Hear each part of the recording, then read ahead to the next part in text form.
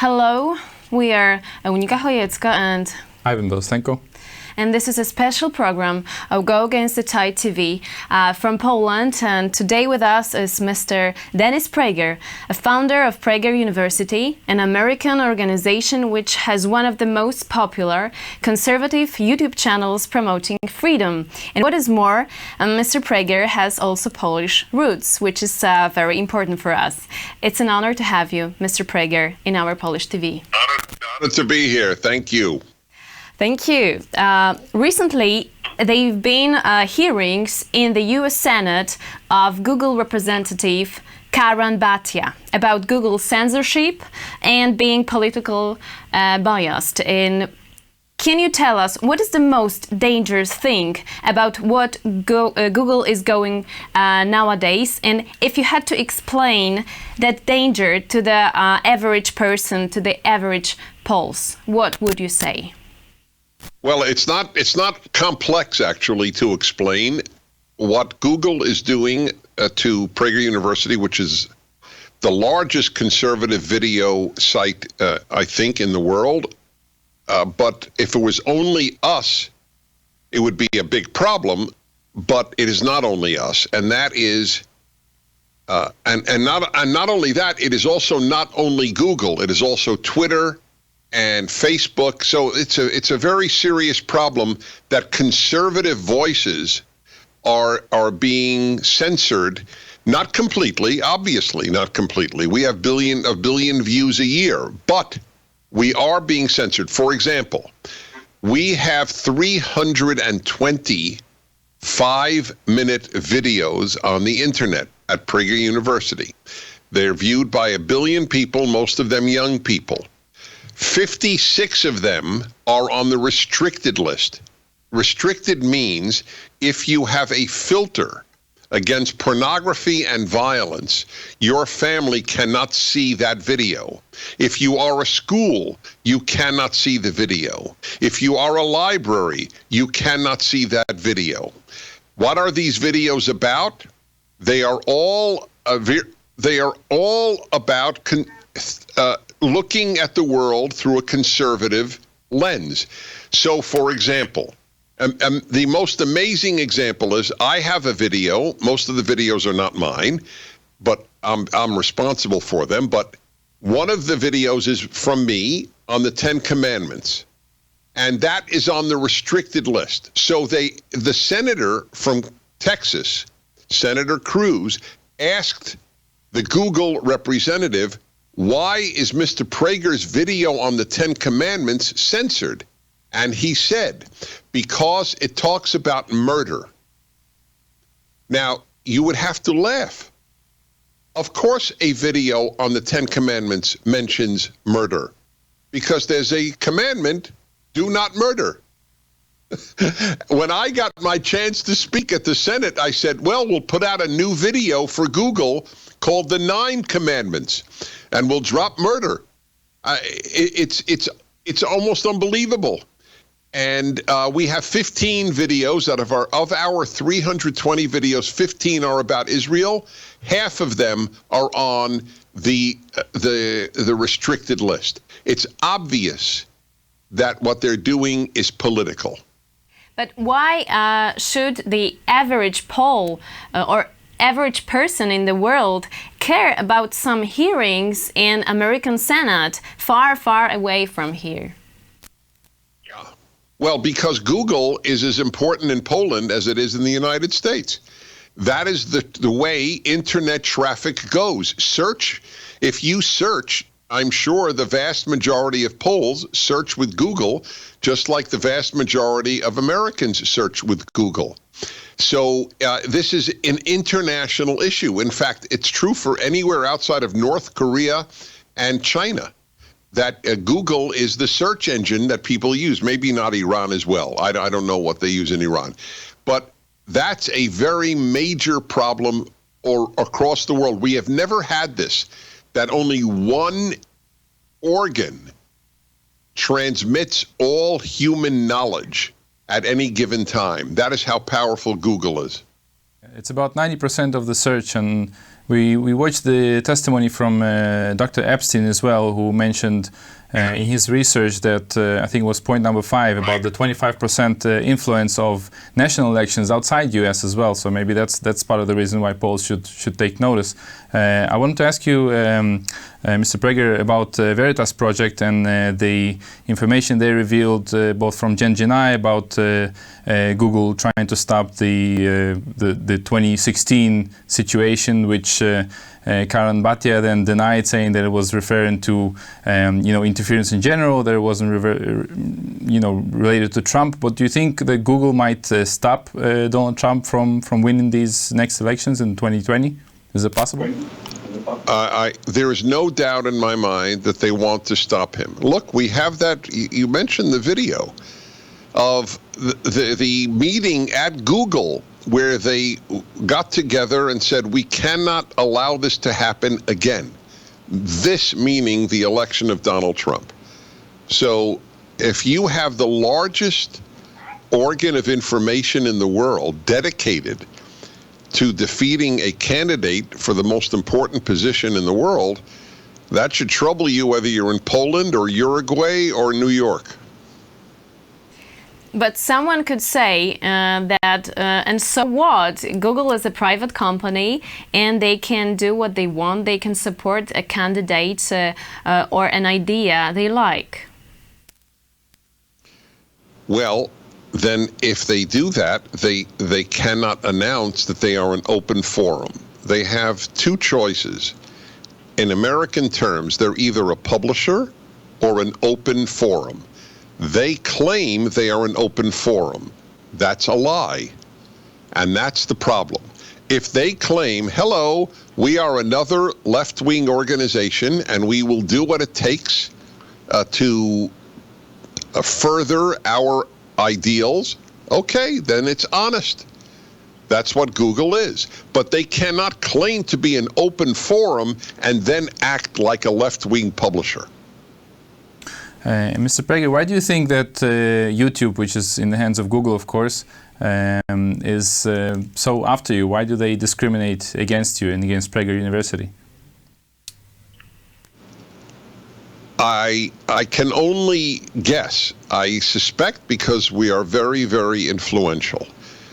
And 1 billion views is a lot of views, 2 million followers all over the world. There's no question that we have people, especially young people in Poland, who are watching our videos, and we want them to. And we'd be happy if everyone were in Polish. If we had the money, we would put out every one of our videos in many languages. Polish would be one of them. But they know that we are effective. If we weren't, we wouldn't register on their meter. We wouldn't be worth this trouble. They wouldn't go to Congress to defend. They knew what PragerU is. When they were asked about it, they didn't go, gee, what's that? They know. And by the way, you were called a Nazi by Google workers. And I want to ask you a question about how the Jew, who you are, feels when someone calls him a Nazi. It's very hard to bother me. I am used to everything. So asking me how I feel is a very logical question, but it doesn't matter how I feel. I'll tell you what I know. I know that a person who says that I am a Nazi is much closer to being a Nazi than I am. I am a Jew. I have fought for Jews. I have written a book on anti-Semitism. I am writing a commentary on the Torah, the first 5 books of the Bible. I have been involved in Jewish life my whole life. I hate the Nazis. We have a video showing how evil the swastika is. But the left does that all the time. And it wasn't only me. They did it to 2 others, Jordan Peterson and Ben Shapiro. Ben Shapiro was an Orthodox Jew. Wears a yarmulke, wears a kippah. And they called him a Nazi. This is an internal Google email that we got to see. The left does this all the time. They've done it for the last 100 years. And that is, you call your opponents fascist, racist, and Nazi. That's how they try to win. They never argue. They smear. They label. They libel. I had a question as well about, while we're on the topic of Holocaust and Nazis, I don't know if you're familiar with this situation in China with the Uyghurs, that they are currently locked in concentration camps in Xinjiang, in the province in China. They estimated as much as 3 million Uyghurs are locked in concentration camps, and I mean, this is 21st century. How do you comment? What do you think about the fact that we still have concentration camps in communist China today? Yeah, I would have to look into whether it's concentration camps. I take your word for it, but I know that the Uyghurs are of course, persecuted. Listen, for real persecution in religion in the world, there are more Christians being killed than any other group right now, obviously largely in the Middle East. The Buddhists have been unbelievably, horribly treated by the Chinese in Tibet, and the Uyghurs in China. This is unfortunately part of the human condition, people hating people for no good reason. Let's go to the state problems, to socialism. You have amazing videos at prageru on YouTube about socialism. And is that possible for the state to prosper economically, to enshrine citizen freedom, and at the same time be a socialist state? I have a motto in English, obviously, and it is, the bigger the government, the smaller the citizen. The United States has been known to be the freest country in the world. There is one reason for that, and that is America was founded on the idea of limited government. Limited government. The government should be as small as possible so that the individual is as big as possible. You either have a big individual and small state, or a big state and a small individual. Europeans know this. Poles know this from their history of communism, and not to mention, the Nazi occupation. But everybody knows this to be true, but then as soon as the socialist or communist regime is overturned, people forget it. And then another generation arises, like the Bible says, that did not know Joseph. And there's like another generation that did not know socialism. So they're going to have to learn it all over again. Visiting Venezuela won't work. What do they say? Oh, it was Maduro's fault. It was Chavez's fault. It's not socialism's fault. Oh, it was Stalin. It's not communism. It was Stalin. This is the way it works on the left. No matter how many countries these ideas ruin, they're going to try it again and show it will work. But when someone say that it's not a communists, it's a democratic socialism, it's not the same thing. All right, so you have to tell me what you mean by democratic socialism. We have a video at Prager University on the internet from a Danish scholar, a man in Denmark. And he shows you how much, they say it is about Denmark. And his thesis is, they always say that Denmark is socialist. Really? And then he shows how capitalist Denmark is. So this notion that, you have all these democratic socialist countries, name me, what is a democratic socialist country? In Sweden, they have lower taxes, or until Trump, they had lower taxes on corporations in Sweden than in the United States. There's no minimum wage in Denmark. There's a minimum wage in the United States. You could argue the United States is more socialist than Denmark. And while we're on the social subject, I wanted to ask you as well, is it possible to be both a Christian conservative and at the same time a socialist? Theoretically, you can't be I don't think you could be a Christian and a leftist. I don't think you could be a religious Jew and a leftist. Leftism it's its own religion. Unfortunately, I say this with great sadness because I do a lot of work with Catholics, but I think the Pope is an example. Do you know the Pope? The Pope was asked. People, your viewers should look this up on the internet. I wrote about this so they could even find it in a column that I wrote. The Pope was asked while flying back, I think it was actually from Poland. He was flying back from Poland to Rome after the World Youth Day festivities in Poland, where Catholic youth from all over the world meet. And he was asked about the French Catholic priest whose throat was cut, throat was slit by a Muslim terrorist. And he was asked by the French Catholic news agency on the papal airplane, why don't you ever condemn Islamic terror? And his answer was, well, do I condemn all the Catholics in Italy who kill their girlfriends? But who's killing girlfriends in Italy in the name of the Catholic Church? These people are doing it in the name of Islam. I mean, that's so I'm going to come back to your question. You can't, in my opinion, leftism is a secular religion. You can't be a member of two religions. You can't be a leftist and a Christian, leftist and a religious Jew. It just doesn't work. You can try, people do try, but it doesn't work. It says in the Bible, do not favor the poor in a courtroom, in the book of Exodus. That is the anti-egalitarian. It's an example of if a rich man and a poor man are in your courtroom, you have to rule according to justice, not social justice. Social justice is you rule in favor of the poor man. Justice is you rule in favor of who's right. You can't have them both at the same time. Amen.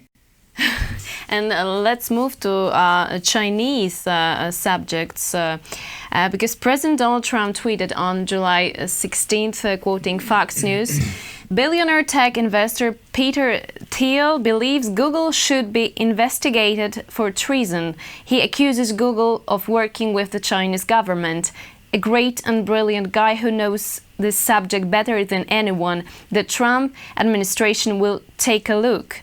We have a similar debate in Poland if our government should assure Communist China of its openness regarding the participation of Huawei in building the 5G network in Poland or not.